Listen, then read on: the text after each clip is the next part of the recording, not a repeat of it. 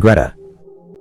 Starring Chloe Grace Moretz, the film starts in New York City where a young waitress, Frances McCullen, is going home with a Subway when she finds a black handbag which belongs to Greta Hittig.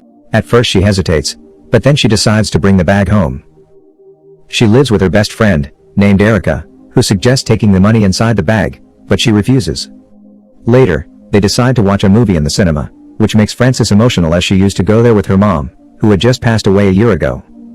Her relationship with her father, Chris, is not very good as he has already moved on and buries himself in work. Following the address in the bag, Frances travels to Greta's house the next day to return the bag. Greta thanks her for returning the bag and invites Frances to have a drink inside.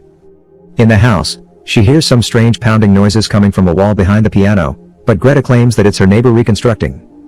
Frances then discovers that Greta's husband, Christoph, has passed away and her daughter, Nicola, is in Paris. The two women form a quick bond based solely on their pain and loneliness. Frances then suggests Greta to adopt a new puppy for support, but Greta refuses as she is still hung up on her previous dog. Before leaving, Frances leaves her phone number in case Greta changes her mind. It doesn't take long as Greta calls Frances to take her up on a dog. The next morning, they decide to adopt an old dog and named him Morton. From here, they become closer and spend more time together. Erica asks Frances to go to a party with her, but she refuses and states that she is having dinner with Greta. Annoyed, Erica then accuses her of using Greta as replacement for her mother, which makes Frances furious. Frances goes over to Greta's home for dinner. Their seemingly innocent friendship takes a sinister turn when Greta asks Frances to grab a candle in a cabinet. She opens the wrong one, making a startling discovery. Multiple identical handbags with the exact same contents inside every one of them. One has a sticky note with the number of a woman named Samantha Bale while the other bag contains a sticky note written with her own name on it. Meaning that Greta has been purposely leaving the bag in the subway to lure people into her life. The young girl then becomes uncomfortable with the dinner and asks to leave the house immediately. Hoping that Greta will simply go away, Frances isn't so lucky as Greta begins to terrorize her with abundant messages, but she manages to ignore the text. The old lady then shows up at the restaurant where Frances works, forcing Greta to tell the truth about the handbags finding and not wanting to be part of the crazy game Greta has planned. She also tells Greta that she never wants to see her again. Greta continues to stalk Frances more aggressively, standing outside the restaurant for hours and creepily staring at her from across the street. Feeling threatened, she calls the police but he refuses to arrest her as she hasn't shown any indication that she will attack. Greta also attempts to meet Frances in a subway, but Frances reacts fast and manages to escape. Things only get more frightening when Greta turns her stalking attention to Erica, sending pictures of her at the exact location to Frances. Frances then calls Erica and urges her to immediately get away from wherever she is. The madwoman continues to send Frances pictures to show that she is getting closer and closer to Erica somehow doesn't see her despite the picture being like right behind her. Fortunately, Erica manages to outmaneuver Greta and spots the cab Frances is in. She then joins her and they successfully escape from Greta. Worried by the adopted dog's safety, Frances attempts to seek into the old woman's house. As she digs through the trash for anything she can find on her, she discovers that her daughter, Nicola, is not actually in Paris. She then tries to get in touch with Nicola. Later on, Frances meets Alexa Hammond, Nicola's ex-girlfriend, who explains that Nicola has committed suicide 4 years earlier and had never been to Paris. She also states that Greta is a very ill woman and reveals that the old lady is actually Hungarian. Things get worse when Greta returns to the restaurant, who made a reservation. The lady insists that she only wants to talk, but later goes wild, smashing the wine glass and yelling that their meeting is destiny and her mother had to die for them to meet. The crazy woman flips over the table and starts advancing towards Frances. Greta is then restrained by staff as the police arrive and take the woman away. However, Frances discovers that Greta has been released the next day. Erica suggests a plan to lie to Greta by staying with her father for a while.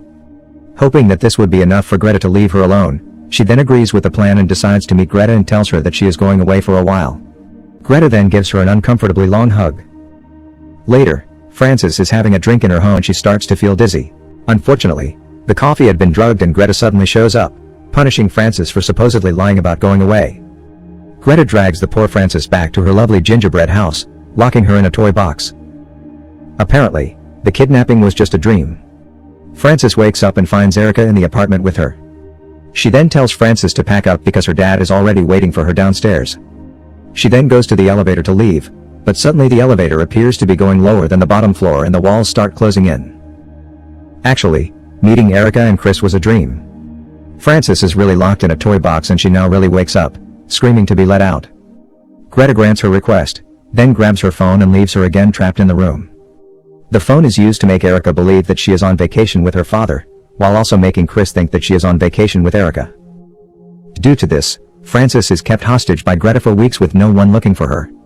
On one afternoon while they are making cookies together, Frances finds an opportunity and attempts to attack Greta by slamming a rolling pin down, which ends up severing her finger, also followed by a slam into her head. She runs to find an escape, but all are well locked, sending her down to the basement where she finds a bag containing a body of dying Samantha Bale. Greta then finds Frances and suffocates her until passed out. Greta then brings her back to the room behind the piano and ties her to the bed. Chris goes to visit the girls in the apartment and is welcomed by Erica. At that moment, they both realize that something is not right. He then speaks to Detective Brian Cody to help find Frances. Cody pulls up files on Greta, revealing that she used to be a nurse and dismissed for misuse of anesthetics. Cody finds Greta's home and meets the madwoman.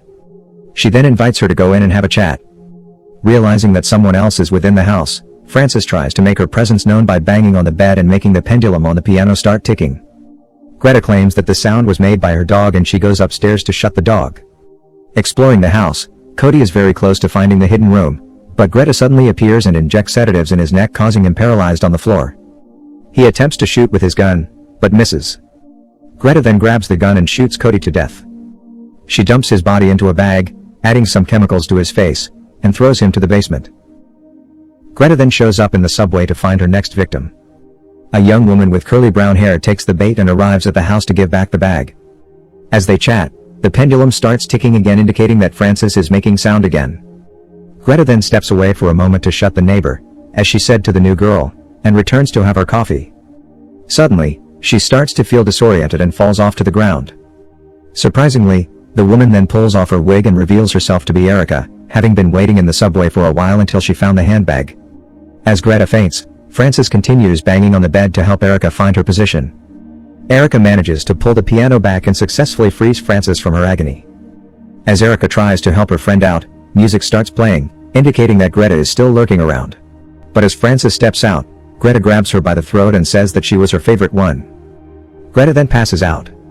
The girls then decide to place the mad woman into the toy box and lock it with an Eiffel Tower trinket. As they leave, Greta slowly starts bumping the lid of the box, slowly moving the trinket out.